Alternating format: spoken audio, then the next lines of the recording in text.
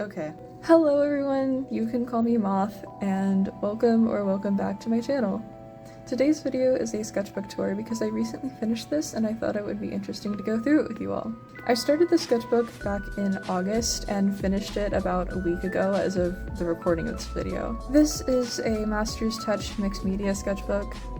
It's fairly small and has around 50 pages, I think. The paper quality is actually pretty nice, and I got it because it came in a set of 2 and it was on sale.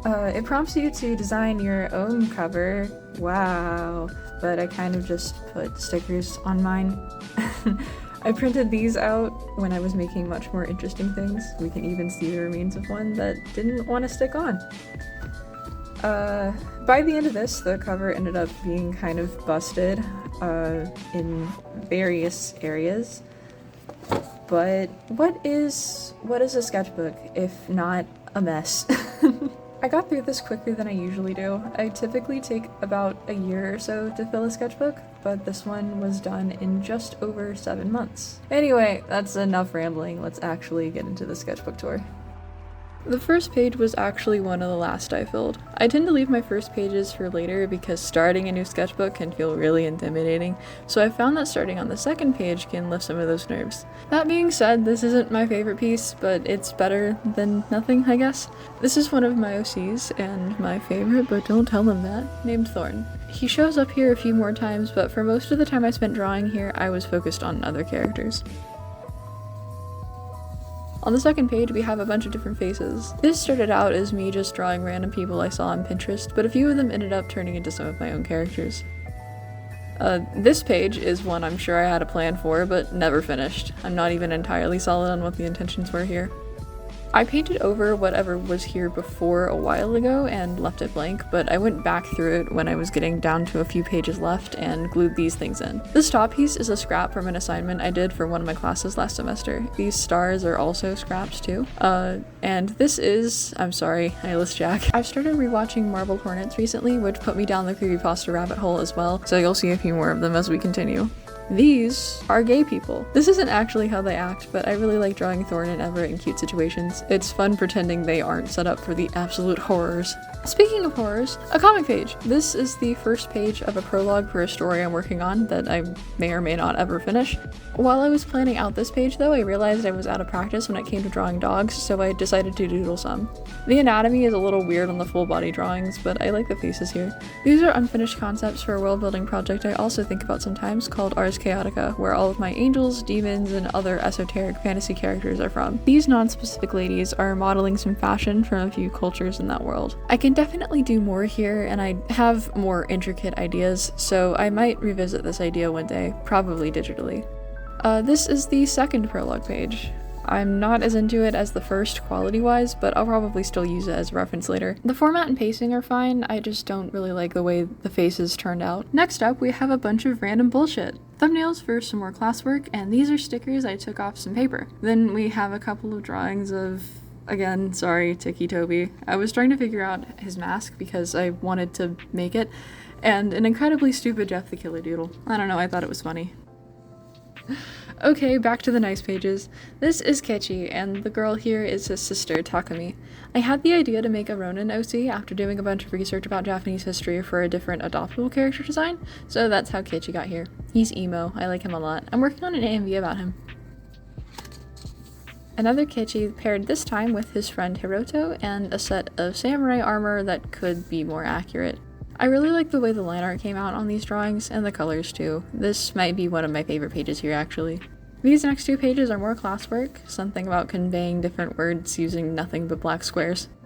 Angel OCs, inspired by and named after the angels Gabriel, Michael, Raphael, and Uriel. I kind of started Ars Chaotica over from scratch around this time, so these are little portraits of redesigns I still haven't finished. When I regain interest in these OCs, I'll finish them, hopefully.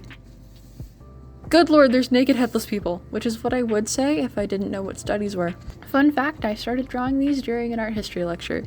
As you do. The text here says, looks at Morpho once, because it made me giggle. I don't know. More black squares, this time with triangles, and more disembodied hands, and now with disembodied mouths. More OCs too. Connie, Jory, and Lucas. There was something else here before, but I didn't like where it was going, so I scrapped it. Keiji again, but in a modern setting? His story wouldn't work that way unless it was an alternate history, but I had the idea to draw him with tattoos because I thought it would be cool. And it is, look at him. I imagine he started getting these as soon as he turned 18 and absolutely mortified his parents. Draculaura, Frankie Stein, and Claudine Wolfe as some of the only traditional planning I did for that Monster High video I recently made, and you should go watch that if you haven't already, by the way. Lilith, another Ars Chaotica character. I think it's safe to say that by this point, if you hear a vaguely biblical name or see someone who looks like they've crawled out of a D&D campaign, they're probably from that world. Also, this is a real butterfly wing. This Lilith is loosely based on the one from Kabbalistic Thought, albeit with a lot of creative liberties taken. A few thumbnails from a project from my last art history class, and a joke character named Jerome who was made by one of my friends. Back to the vaguely biblical names, this is Asmodeus, another OC rework I started and haven't finished yet. I think I'm actually pretty happy with this one here, though it still needs a few changes. I'm always trying to get weirder with my non-human OCs. And here's a little separate drawing of Asmodeus and Lilith. They are a couple here, as they are occasionally depicted to be in esoteric writing. They match each other's freak to a degree that's dangerous to the public. I like them a lot. On a completely different note, some boys. Boys that went on a walk and then died. It's The Long Walk. I watched this movie back in September and was obsessed with it for an embarrassingly long time after that, although I didn't draw much of it. This page was also my first time drawing most of this group, so none of them are as accurate as I'd like them to be. And this is more thumbnailing for classwork. This would be a continuation of that thumbnailing, but I used the pages as a place to put leftover paint, and then glued in these pages from a sketchbook from a different class. The assignment here was about emphasis, which I probably could have done a better job of here. It's also more Everett and Thorn in an Apocalypse AU. The look and general dystopic feeling from The Long Walk had me thinking about the end of the world despite it not being a story about that.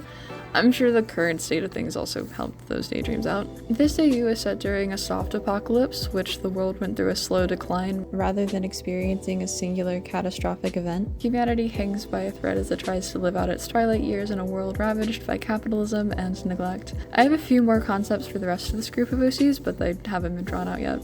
This is Selima, a princess with every problem in the world. I don't have much to say about her yet. Swatches and sketches for a couple different assignments and a more recent Jack, with eyes this time. There was empty space, so I decided to fill it. Ignore the empty space on Selima's page.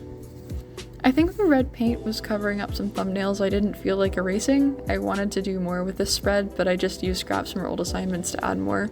I didn't give the paint enough time to dry, so a few spots got torn.